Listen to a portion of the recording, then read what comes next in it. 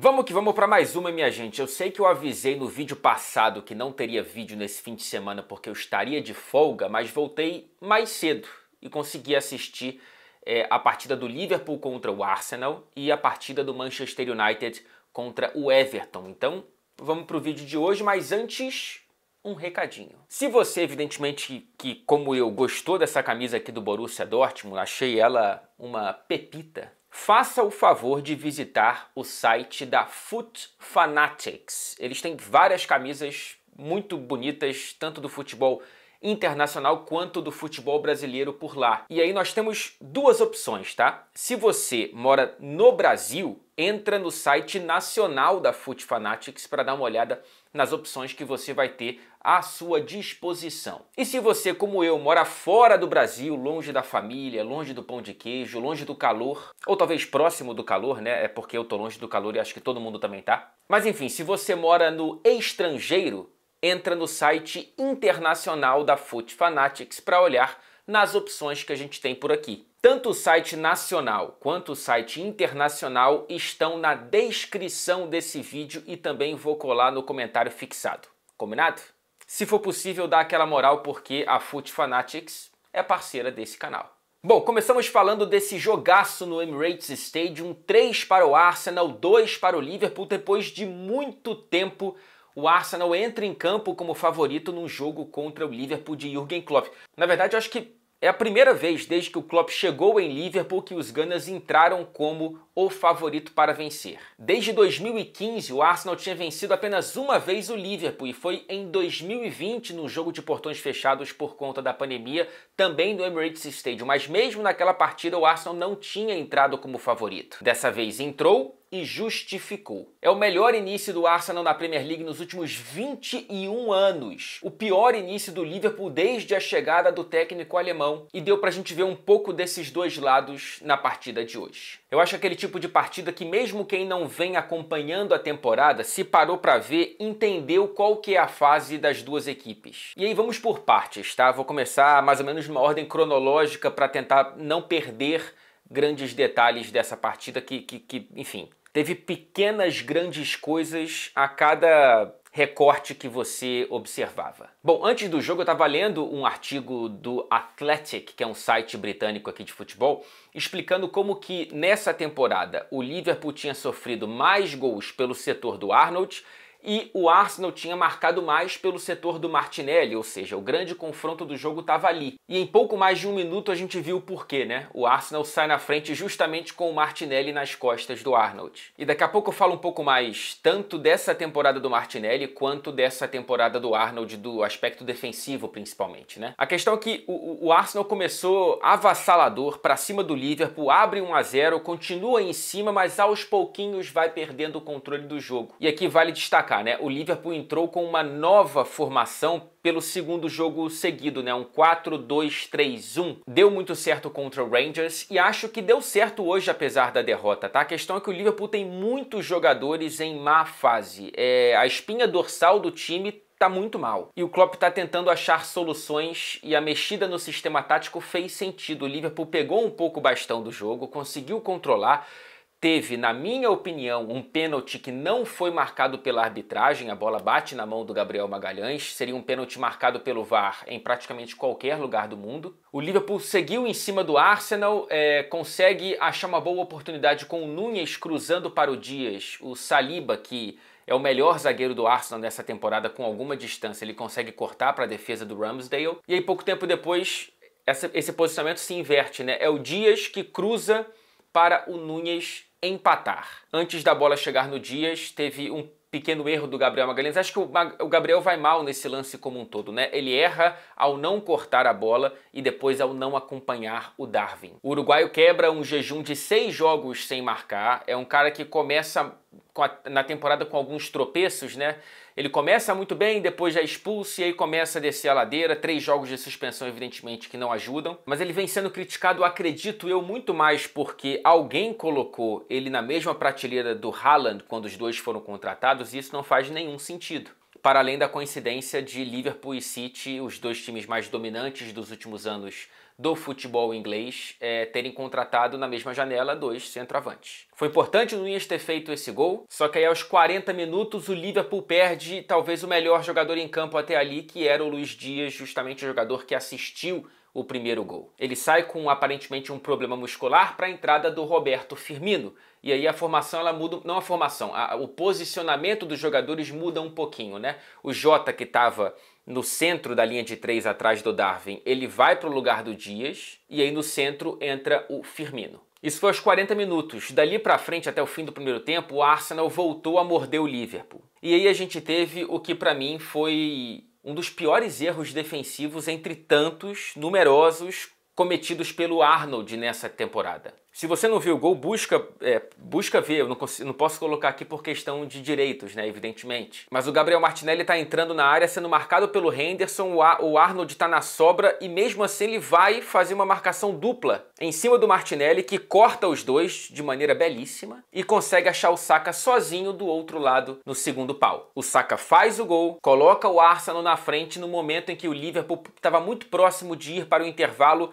psicologicamente superior e com o placar igualado. E isso tudo acabou com o gol do Saka. A temporada do Martinelli é muito boa. Eu entendo que ele vive uma chance de ficar fora da lista da Copa do Mundo. Eu consigo entender o porquê. São muitas opções boas para o Tite e eu não quero ficar aqui entrando numa onda de pedir o Martinelli só por conta, entre aspas, né, desse grande jogo e tentar talvez ser um pouco oportunista. Como eu não consigo ver o Martinelli concorrendo por uma das vagas no centro do ataque da seleção e sim pelos lados, porque se fosse no centro eu acho que ele deveria sim ser convocado à frente do próprio Firmino e do próprio Matheus Cunha, mas como eu vejo ele batalhando por uma vaga dos lados, aí eu acho que já está congestionado, acho que tem jogadores que estão à frente dele. É um bom debate, mas eu tendo a achar que o bonde já passou e o Martinelli ficou. Achei o segundo tempo majoritariamente equilibrado. O Arsenal poderia ter alargado a vantagem numa chance com o Odegaard, que acabou chutando no centro do gol, ficou fácil para o Alisson. Mas aí o Liverpool, um dos poucos ataques que teve com organização, né, a bola passando por Thiago, por Henderson, até parar no pé do Jota, que acionou o Firmino, consegue achar o empate. O Firmino, aliás, que vem sendo clínico nessa temporada, hein? Tem tido chances de frente para o gol e tem conseguido aproveitar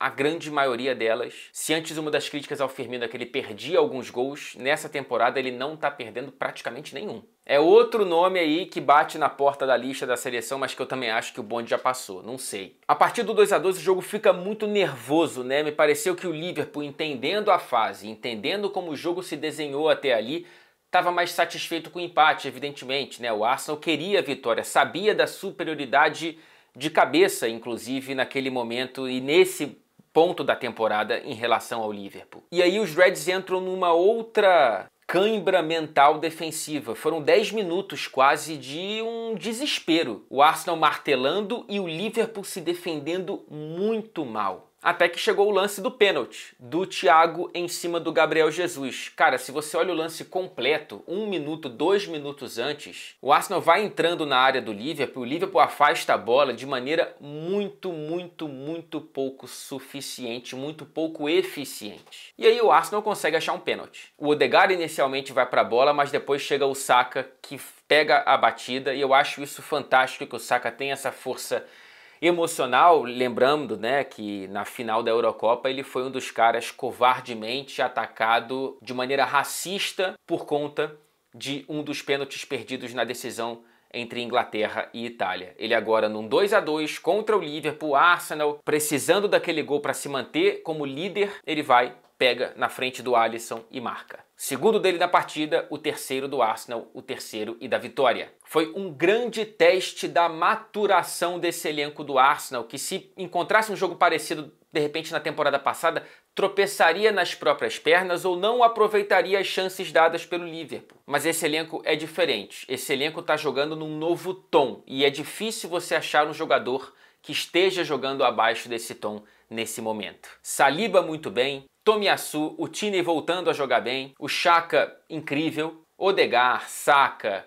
Gabriel Jesus, Gabriel Martinelli, enfim, palmas para Mikel Arteta. Eu ainda acho que não tem gás para competir pelo título com o Manchester City, mas isso é um detalhe nesse momento, cara. Eu não vou tentar aqui ficar projetando muito à frente para colocar uma água no chope do torcedor do Arsenal, que tá muito feliz com muitas razões e não vence esse jogo contra o Liverpool e nem é líder por acaso. E do lado do Liverpool, difícil você ficar apontando só para a arbitragem quando você tem tantos jogadores abaixo. E não é só o Arnold não, tá? Van Dijk, Fabinho, Henderson, Salah. Enfim, quando você olha para o segundo tempo e vê no banco de reservas, por opção do Jürgen Klopp, o Arnold e o Salah, esse lado direito que foi tão mortal para o Liverpool, a favor do Liverpool por tantas temporadas, é um sinal de que o que já foi não é mais. Pode voltar a ser, mas nesse momento não é. Bom, acho que é isso. Eu vou passar para o jogo do Manchester United agora, tá? Mas você vai ver uma diferença de iluminação, eu acho, aqui no vídeo.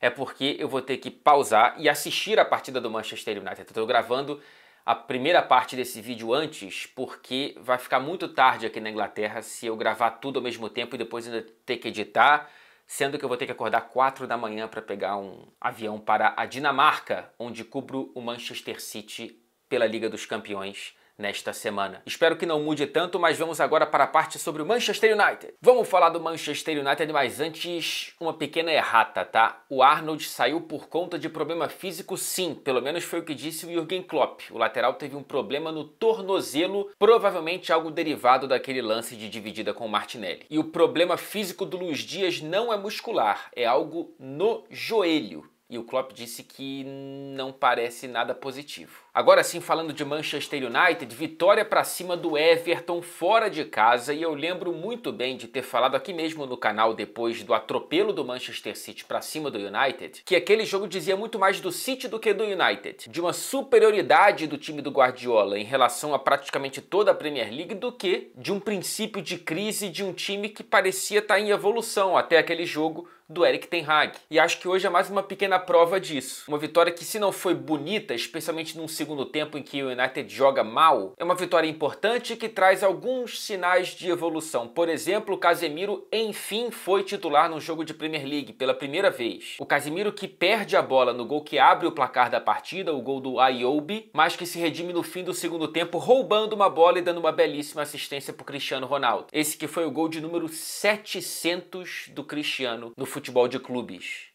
É impressionante, enfim, é chover no molhado aqui falar do papel histórico que tem o Cristiano Ronaldo para o futebol. E se a gente celebra e se assusta com, por exemplo, o que o Haaland vem fazendo ou o que o Mbappé faz, o Cristiano já é assustador há mais de uma década. Há praticamente 20 anos, né? Porque é em 2002, 2003 que ele vai para o Manchester United, ou que ele surge no Sporting. Então é impressionante, mais uma marca. Então impressiona mais uma marca impressionante da carreira de Cristiano. Ele que começa no banco de reservas hoje, mostrando que na cabeça do Ten Hag ele ainda não é titular desse time. O Martial é o titular, mas acaba tendo que sair ainda no primeiro tempo por conta, mais uma vez, de problemas físicos. O Cristiano entra e faz o gol da virada do Manchester United. O jogo já estava 1-1. O Martial participa do primeiro gol, dá o passe para o Antony. O Antony, mais uma vez, marcando o terceiro jogo dele na Premier League, terceiro gol marcado. Mais uma vez a canhotinha do ponta brasileiro funcionando muito bem.